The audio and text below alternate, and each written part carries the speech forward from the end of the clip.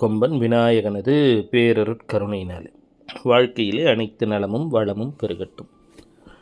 எத்தனை எடுத்தாலும் ஒரு தடங்கள் வருது அப்படின்னா நம்ம ஜாதகத்தில் 7 வித பாபங்களில் ஏதோ ஒரு பாவம் நம்மை சூழ்ந்திருக்கிறது அப்படின்னு பொருள். இந்த 7 வித பாவங்கள் என்னென்னா, சென்ற பிறவியில் செய்த பாவம், இந்த பிறவியில் செய்த பாவம், தெரிந்து செய்த பாவம், தெரியாது செய்த பாவம், மனம் சொல் செயலால் வந்த பாவம், மொத்தம் 7 பாவம்.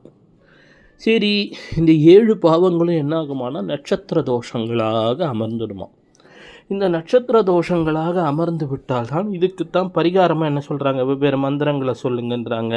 சிலர் ஓம்னு முடியும், சில மந்திரங்கள் ஹம்முன்னு முடியும், ஹும் அப்படின்னு முடியும், ஃபட்டுன்னு முடியும், வௌஷட்னு முடியும், வஷட்னு முடியும், சிலது நமஹான்னு முடியும், சிலது ஸ்வாஹான்னு முடியும், சிலது ஸ்வதான்னு முடியும். ஒவ்வொன்றுக்கும் ஒரு மந்திர பிரயோகங்கள்.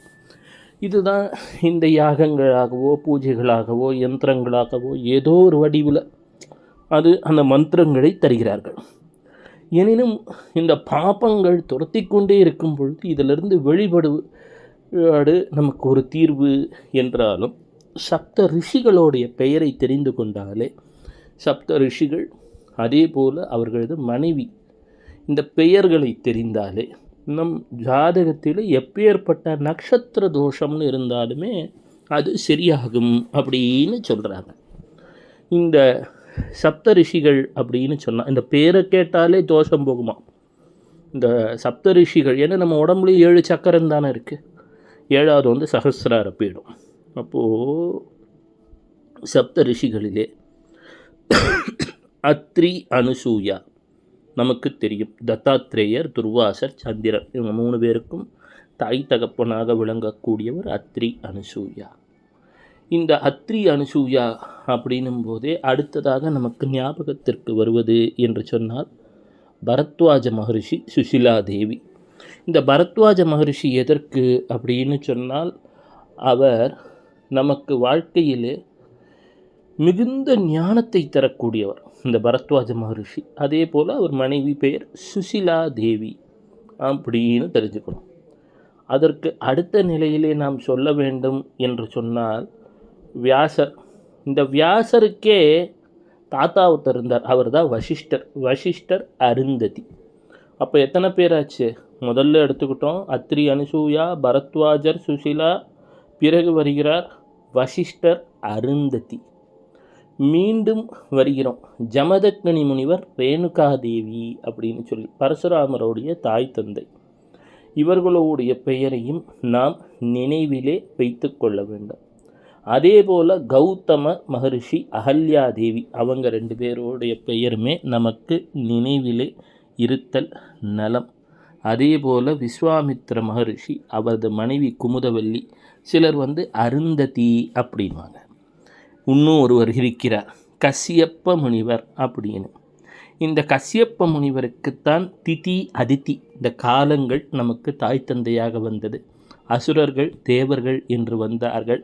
வினதா, கர்த்ருன்னு இன்னொரு 2 மனைவிகள். அவர்கள் தான் நமக்கு நம்ம சொல்கிறோம் இல்லையா, நாகங்களுக்கும் பிறகு பறவையான கருடனுக்கும் தாயாக அமர்ந்தவர்கள். இந்த கசியப்ப மீர் அப்படின்றது தான் காஷ்மீர்னு பேர் மாறிச்சான். கசியப்பர் என்று சொல்லக்கூடியவர். அப்போது சப்த ரிஷிகளுடைய பெயர் நமக்கு ஞாபகம் வர வேண்டும்.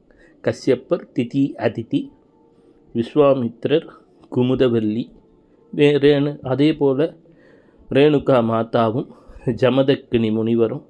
மீண்டும் வருகிறோம் நமக்கு பரத்வாஜர், சுசிலா மாதா, வசிஷ்டர், அருந்ததி, கௌதமர், அகல்யா. மீண்டும் சொல்லணும் அப்படின்னு சொன்னால் அத்ரி, அனுசூயா. எதுக்கு ஸ்ட்ரெயிட் ஆர்டரில் சொல்லி ரிவர்ஸ் ஆர்டரில் சொன்னேன்னா, இவர்களை ஆரோகண அவரோகணமாக ஒரு பேர் 2 பேர் மாறி சொன்னால் கூட ஏதோ ஒரு 7 பிறவியிலும் நாம் செய்த வினைகள் அப்படின்னு சொல்கிறாங்க இல்லையா. ஏன்னா உடம்புல 7 சக்கரம், மூலாதாரம், மணிப்பூரகம், சுவாதிஷ்டானம், மணிப்பூரகம், அநாகதம், விசுத்தி, ஆக்ஞா, சஹசிராரம்னு ஏதோ ஒன்றில் ஏதோ ஒரு தவறுகள் அறிந்தோ அறியாமலோ செய்திருப்போம். கிரகங்களில் கூட 7 தான் நம்ம பார்க்க முடியும். என்ன அப்படின்னா, நமக்கு சந்திரன், செவ்வாய், புதன், வியாழன், வெள்ளி, சனி, சூரியன் 7ஐயும் நேரில் பார்க்குறோம். ராகு கேத்து நமக்கு கிடையாது உள்ள. ஏன்னா ராகு கேத்துன்றது ஆரோகணம் அவரோகணம். அப்போது இவை ஏதோ ஒரு வகையிலே நம் ஜாதகத்திலே பாதிக்கப்பட்டிருந்தார் அவ்வப்போது இந்த சப்தரிஷிகளை நினைக்கும் பொழுதோ, சப்தரிஷி மண்டலத்தை நினைக்கும் பொழுதோ, எப்பேற்பட்ட வினையாயினும் சரி அந்த வினை தீர துவங்கும். ஏன்னா நம்ம உலகத்தில் யாராக இருந்தாலும் இந்த சப்தரிஷிகளில் உடைய குழந்தைகள் தான்.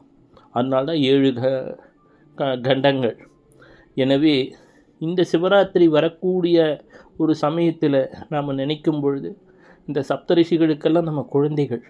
அறிந்தோ அறியாமலோ எத்தனையோ வினைகள் செய்திருந்தாலும் மன்னித்து நமக்கு கட்டாயம் ஒரு நல்ல வாழ்க்கையை அளிப்பார்கள். சிவ சிவ.